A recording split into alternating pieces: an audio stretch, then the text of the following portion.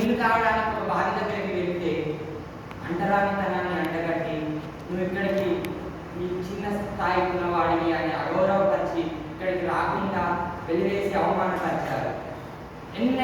ఎన్ని అవమానాలు జరిగినప్పటికీ అవన్నీ మనసులోనే దాచుకొని ఆయన ఎక్కడ అధైర్యపడకుండా చాలా ఆత్మస్థైర్యాన్ని కోల్పోకుండా ముందుకు వెళ్ళాడు. అతని అవమానాలను ఎలా అంటే ఒక తుమ్మములతో పోలిస్తే ప్రపంచంలో ఎంత స్థలం ఉన్నా కానీ ఆ తుమ్మములను తలదాచుకోవడానికి చోటు లేకపోతే తన అరిపాదాలలో దాచుకొని చాలా బాధను అనుభవించాడని సభాముఖంగా నేను చెప్పగలుగుతాను.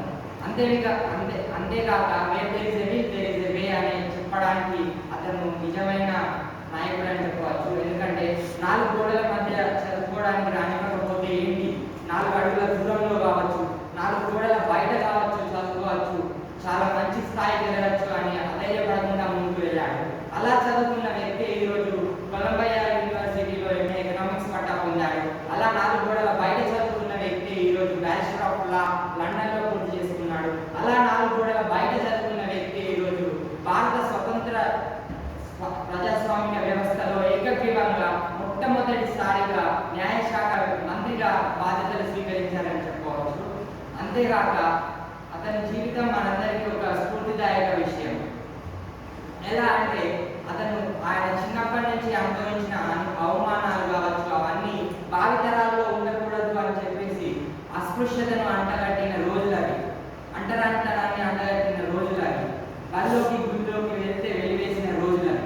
అలాంటి రోజులు భారత భావి పౌరులకి రాకూడదని చెప్పేసి ఎంతో స్థాయిగా అతను మనోవేదనకు గురై చదివి ఈరోజు ప్రపంచంలో అతిపెద్ద గ్రంథాలయాన్ని చదివిన ఏకైక వ్యక్తిగా నిలిచాడు ప్రపంచంలో.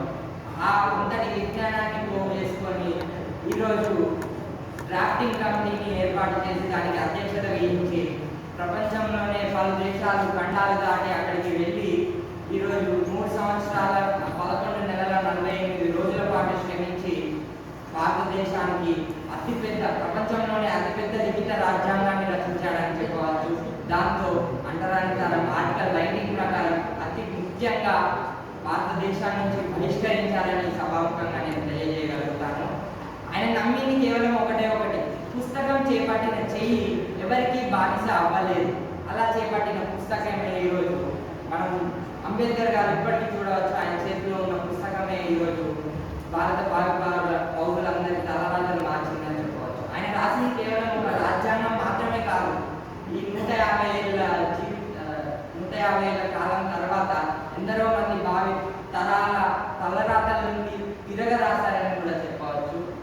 ఈ అంబేద్కర్ గారి వ్యక్తిగత విషయంలో నేను నేర్చుకున్నది ఏమంటే, ఒక గుడి కడితే దేవుడు ముందట 1000 మంది భిక్షవాళ్ళు తయారవుతారేమో కానీ ఒక బడి కడితే ఒక గురువు ముందట 1000 మంది మేధావులు తయారవుతారని నేను సగర్వంగా చెప్పగలుగుతాను.